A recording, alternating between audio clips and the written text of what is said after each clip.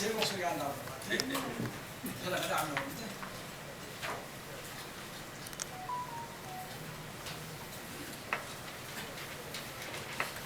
소아미대학교 병역 교수님은 최찬석입니다. 네. 오늘 이 주제를 생각하면서 이런 생각을 해봤습니다.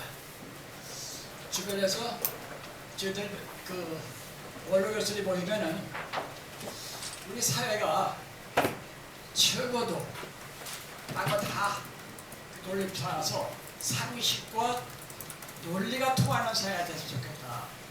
아까 다 가지고 상식이 통하는 사회, 논리가 통하는 사회가 됐으면 좋겠는데 실제로는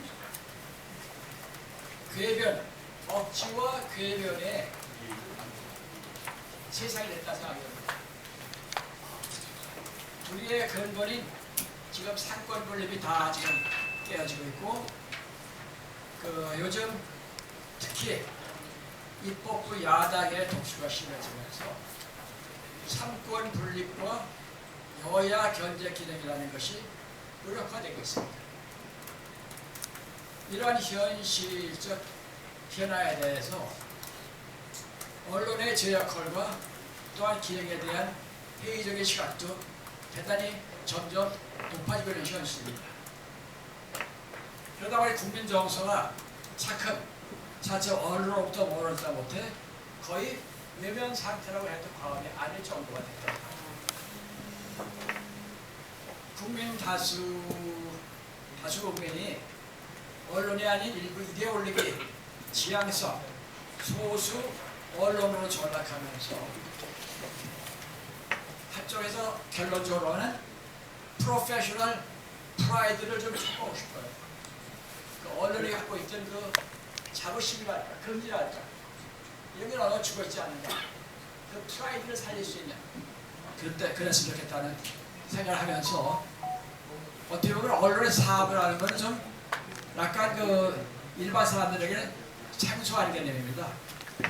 어떻게 보면 사업을 하는 건 무형의 개념적 권한이죠, 사실. 행정, 입법, 사법 3부에다가 언론의 하나의 소위 상징적으로 사업을 하는 명칭을 붙여서 그런 역할을 해달라는데, 따지고 보면 사실 언론이 이미 사업 역할을 해오고 있어요. 왜냐하면 언론만이 행정, 입법, 사법 모든 부서에 특파원을 파견하고 있습니다. 그래서 언론은 기본적으로 국민의 알권이라는 언론의 자유라는 특권을 국민을 뒤엎고 이미 그런 역할을 하고 있는데, 그 언자의 그런 역할이 제대로 기능을 발휘하지 못하고 있다. 이런 측면에서 다시 한번 우리가 그동안 비약한 제4부의 기능을 언론이 되찾아 달라. 그런 측면에서 오늘 토론에 의미가 있다는 생각을 갖습니다. 저는 오늘 3부의 개념을 다시 한번 생각해보면서 기본은 견제와 균형입니다. 체크앤밸런스예요. 행정, 입법, 사법.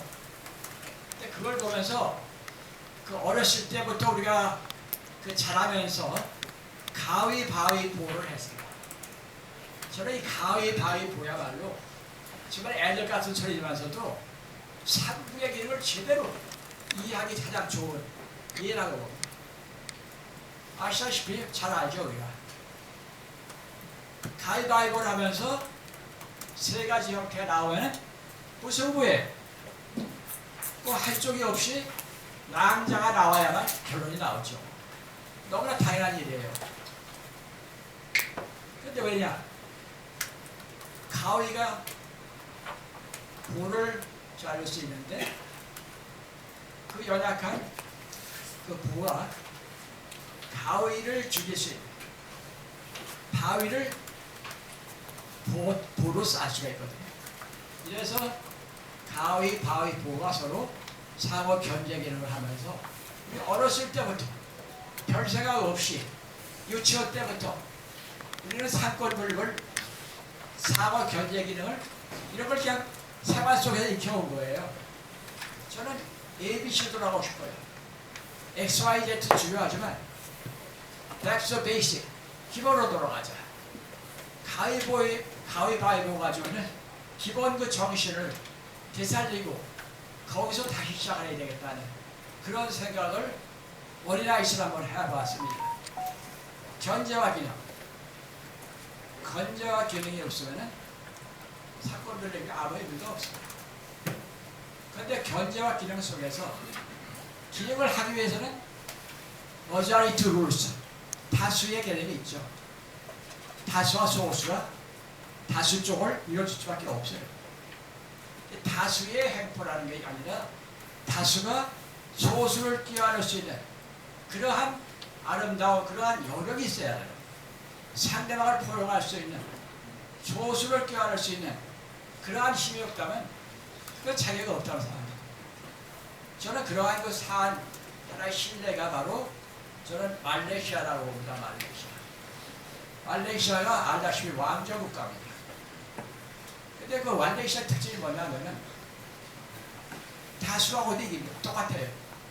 다수가 이기는데 대신 다수를 차지한 당이 소수의 의견을 꼭 수용하려고 하는 최대한 수용하는 그런 아름다운 정신이 깔려 있어요. 저는 한번 눈여겨봐야 될 것이라는 생각입니다. 그냥 내에서 다수가 우리가 다수 의석을 차지했다고 해서 소수 정당을 무조건 깔아뭉갠다? 그 민주주의의 기능이 아니에요. 민주주의의 기본 정신을 망각하고 있는 것이다.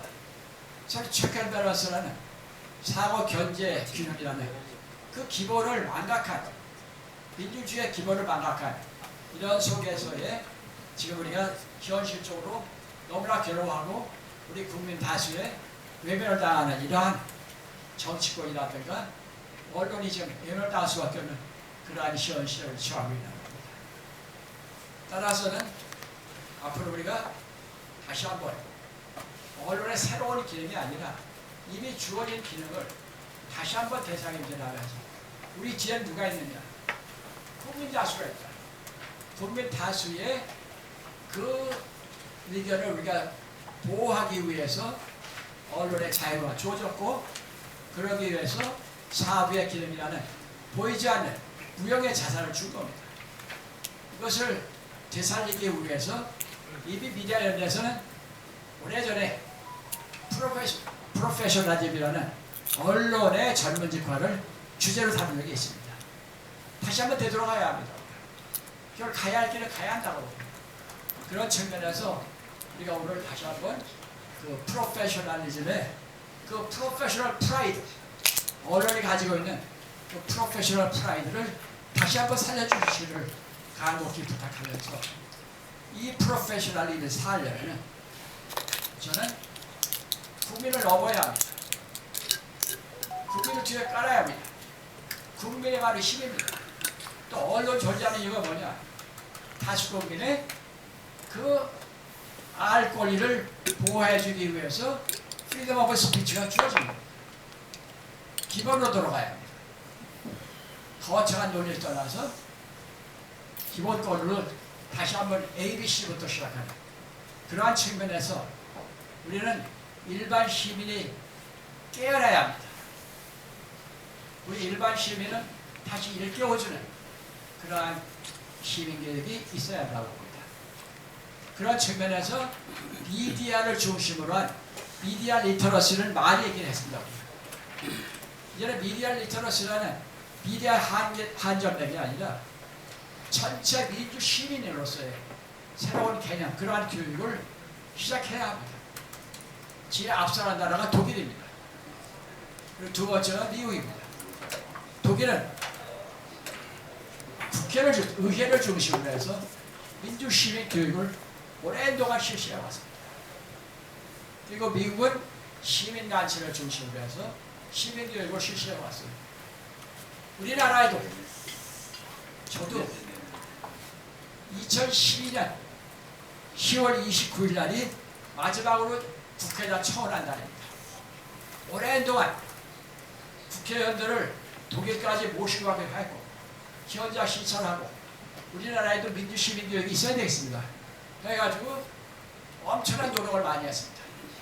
계획도 많이 세우고 당시에 독일 같은 경우에 민주시민교육에 700억을 썼습니다.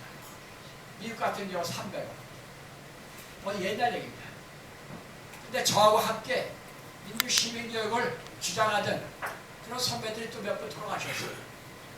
이제 지금이라 다시 오늘 이러한 그 주제를 얘기를 하면서 언론의 사업을 얘기를 하면서 언론계의 프로페셔널 프라이드를 다시 한번 대상임전을 하면서 이제까지 등한시했던 오디언스 국민 다수를 다시 일깨우는 작업을 우리가 앞장서야 되겠다. 민주시민 교육이 꼭 뒤따라줘야 되겠다. 그래야만 언론이 힘을 받을 것이다. 그런 생각을 하면서 우리 민주시민 교육 지금 10년 전에 그때 우리가 제출하고 끝내버린 아마 지금 창고에 적어 있을 겁니다.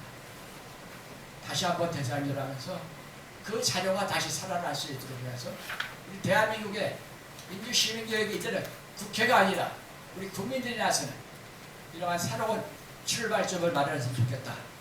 그런 생각을 하면서 오늘 윤석민 교수를 중심으로 한 오늘 토론 발제 잘 되다고 보고 우리가 오늘 나눈 얘기가 그냥 허구의 얘기가 아니라 좀 우리들 가슴에서 살아나면서 여기 계신 분들이 그 가슴을 되살리는 그러한 중심 역할을 해주시길 부탁드리면서 오늘 토론이 잘 이루어질 수 있도록 함께 동참해 주시고 격려를 해 주시길 부탁드립니다.